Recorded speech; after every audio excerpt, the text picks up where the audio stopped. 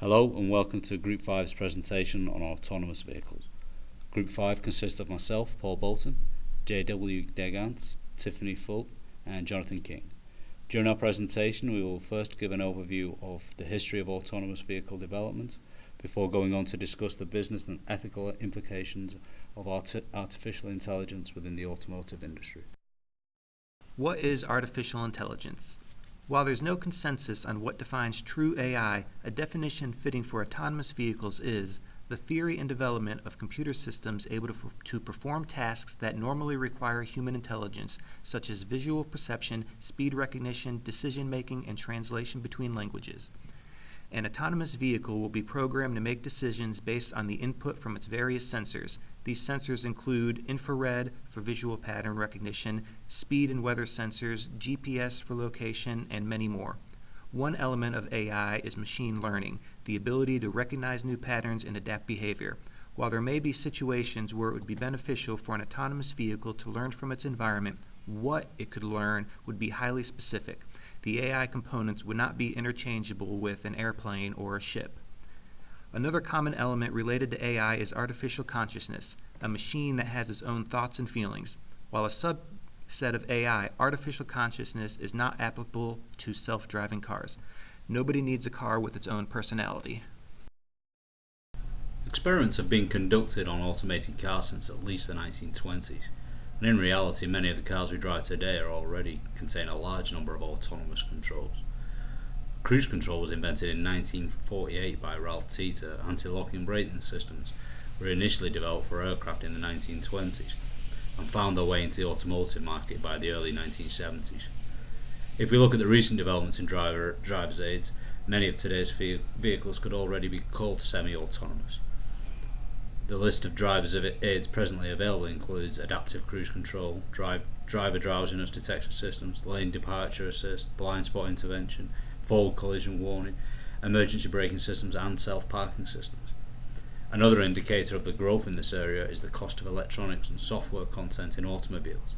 A decade ago it accounted for less than 20% of the total cost of manufacture. Today as much as 35%. And more importantly, electronic systems continue to contribute more than 90% of innovation and new features. At present, all of the major automotive manufacturers are running development programs, with the most widely discussed being programs from Mercedes-Benz, Ford, Toyota, BMW, Audi and Nissan. Google's self-driving cars probably received the most attention and has the most documented testing, as we will discuss later. A major talking point within the industry has been the governance of vehicles on public highways. In the United States, the National Highway Traffic Safety Administration has proposed a formal classification system ranging from level 0, where the driver is completely in control of the vehicle at all times, to level 4, where the vehicle performs all safety critical functions for the entire trip.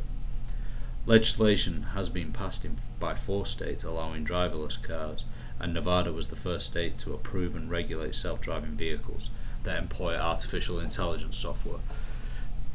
In 2012, the first license was issued to a Toyota Prius modified by Google's experimental driverless technology. Although all of the DMV licenses issued only presently allow for testing, and there must be a human present in the vehicle. Industry forecasts vary widely within the automotive and technology press, with quotes on the development path for autonomous vehicles, with quotes from various CEOs at the major motor shows within the last years, ranging from introduction in 2017 to 2025. One interesting statistic comes from the Institute of Electrical Engineers that states 75% of all cars will be autonomous by 2040. Google's self-driving car has been around $150,000 worth of technology mounted to it, and testing began in 2012, with at present around 23 vehicles on the road.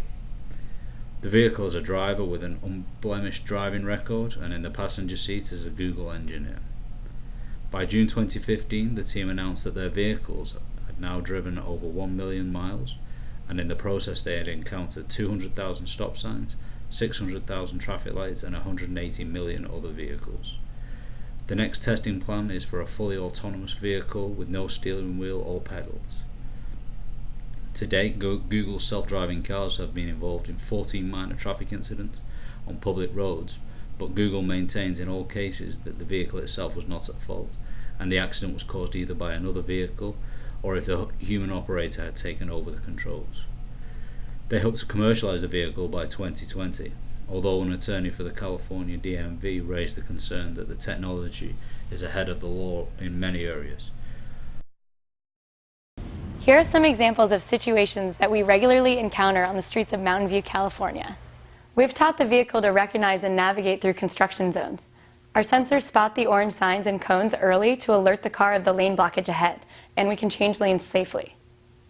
You'll also notice the vehicle typically moves to keep a safe distance away from large obstacles, like this truck stopped on the side of the road. Our cars treat cyclists as a special category of moving object. Watch in this example, when the cyclist holds up his arm, our software detects the hand signal and predicts his movement into our lane. The car knows to continue yielding to the cyclist passing by, even when he changes his mind. The introduction of autonomous vehicles will bring with it a wide range of implications, both positive and negative. The benefits of autonomous vehicles include safety, efficiency, and autonomy for people. The downsides include accident liability, lose-lose situations where the vehicle must make a decision that will result in injury or death, privacy and security concerns, as well as major disruptions to the automotive industry and the economy as a whole. Digging deeper into the benefits of autonomous vehicles, increased road safety is the most prominent. Since 2010, over 30,000 people have been killed each year in car accidents. Accidents caused by fatigue, alcohol, distraction, or other types of reckless driving. Autonomous vehicles won't have these problems, and so are expected to drive down the death toll. The safe roads will also bring with it an economic benefit. The National Highway Traffic Safety Administration reported that the annual price tag for crashes in 2010 alone totaled $277 billion in economic costs. That's nearly $900 per person living in the USA, and an additional $594 billion in societal harm from the loss of life and the pain and decreased quality of life because of injuries. Autonomous vehicles will increase productivity and environmental efficiencies. Obviously, if you don't have to operate your vehicle, you can do whatever you want during the ride. The environmental benefit comes from the more efficient driving due to the communication between vehicles. Knowing exactly where each vehicle is going, autonomous vehicles will eliminate traffic jams, speed limits, and unnecessary stopping and starting, such as red lights and stop signs. Self-driving cars will provide more freedom for the disabled and the elderly. This is already happening today. The driver for one of Google's self-driving cars is legally blind. As autonomous vehicles make up a larger percentage of the vehicles on the road, these benefits will only increase. What would you do? Your brakes go out while driving down a steep hill. As you round the corner, you approach a stopped school bus with children crossing the street. If you stay the course or veer right, you'll hit the children. If you swerve, you'll drive off the side of the hill. A person may not even respond to this situation due to panic or poor reaction time. A computer would not have this problem. As we've stated, self-driving cars will be able to analyze data and execute maneuvers more efficiently than humans will ever be able to. The semi-autonomous cars on the road today have already proven this with their low accident ratio. What should your car do?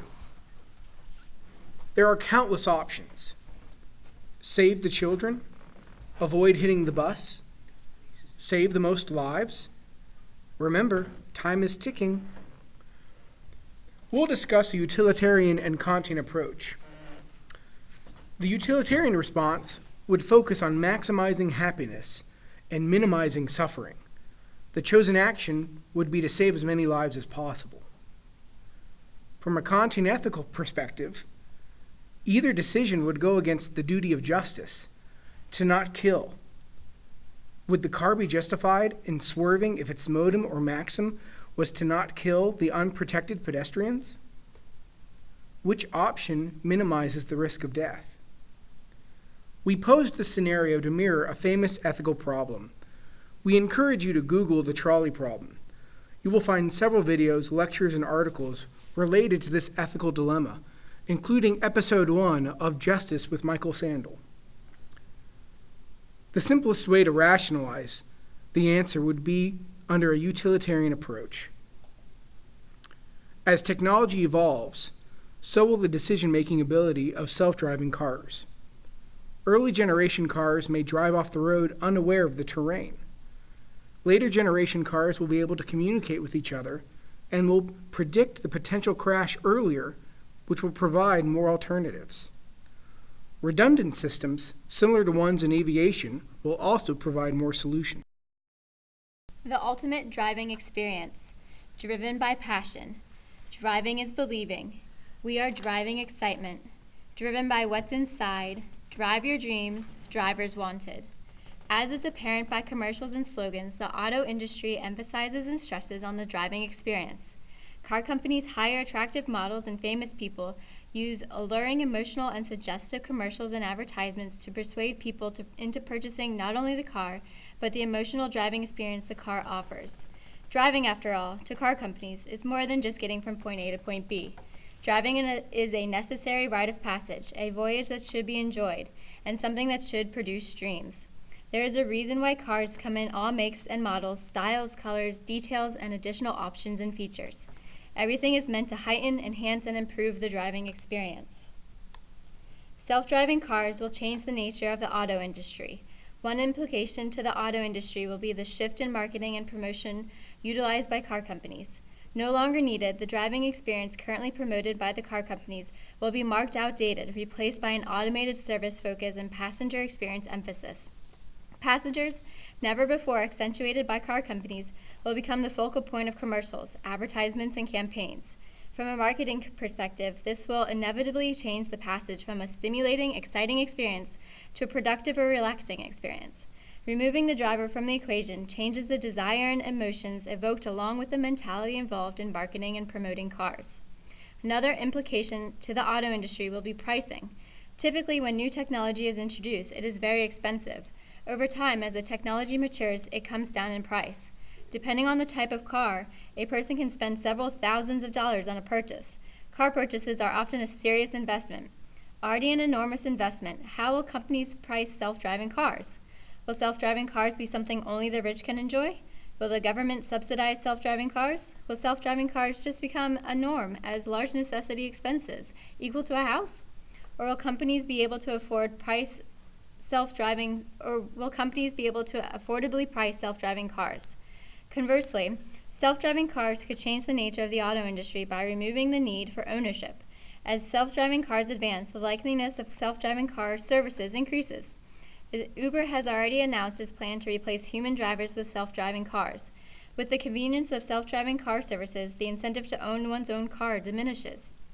Why waste precious money on purchasing your own vehicle, putting gas in your own vehicle, or maintaining service, taxes, and registration on your vehicle?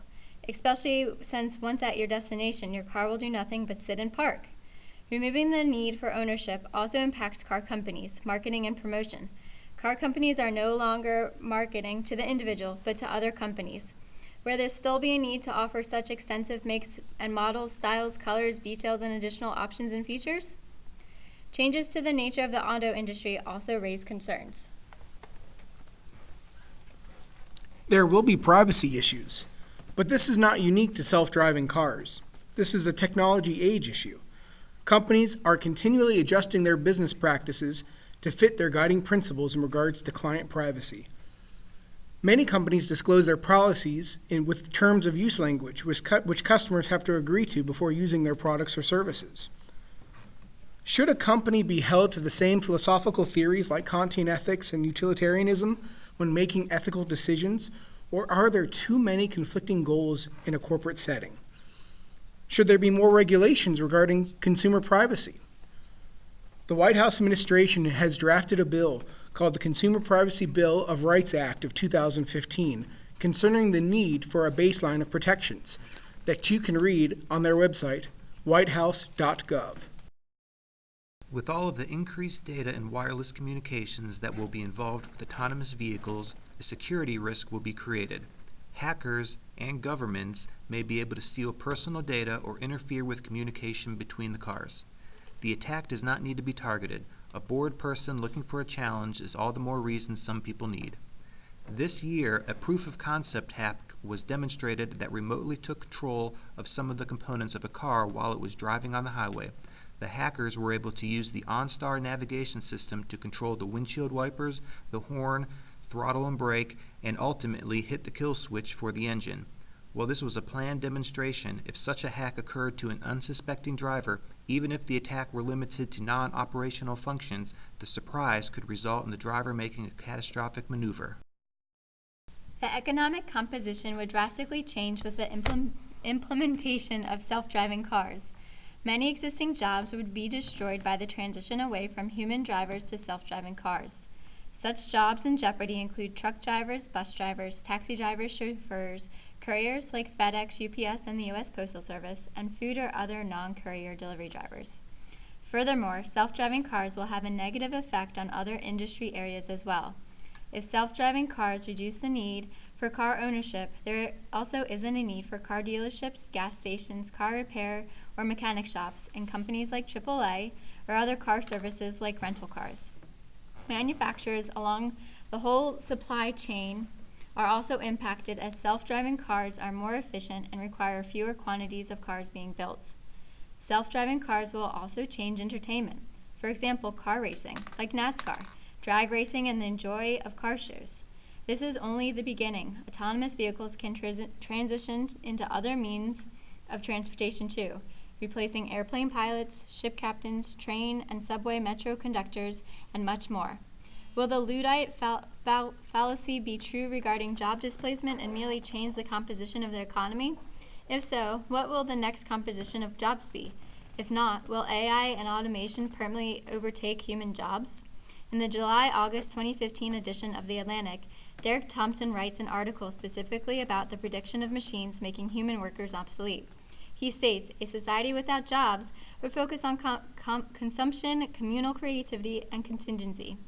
Without the daily obligation of work, people could focus on more nourishing forms of mass leisure or passions, like sports, education, art, and travel. Bonding and socialization with communities, family and friends will rise as public spaces become more important and more relevant to the changing society. A world without work, the author thinks, will look differently and need preparation, but may not be so bad. We have included our discussion board questions on the current slide, as well as in our group's discussion board posting. We look forward to reading your insights. Thank you so much for watching our presentation.